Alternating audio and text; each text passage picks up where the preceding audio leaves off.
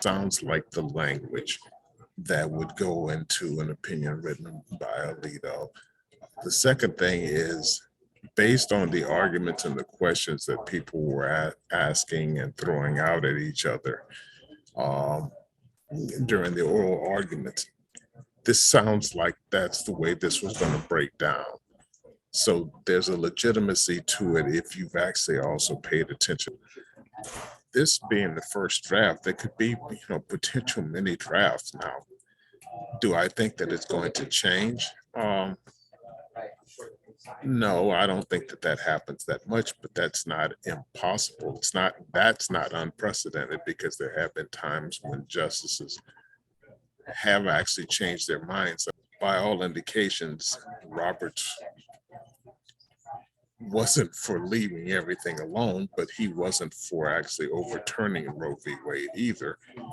So he would probably be a different opinion and be writing his own separate opinion in this.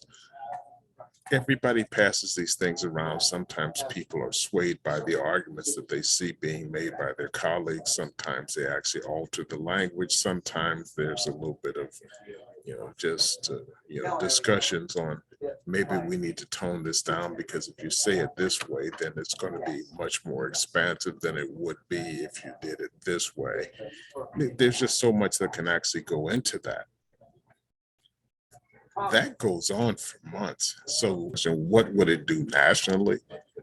Well, it then shifts this back to the states and back to this piecemeal, kind of concoction that we had beforehand.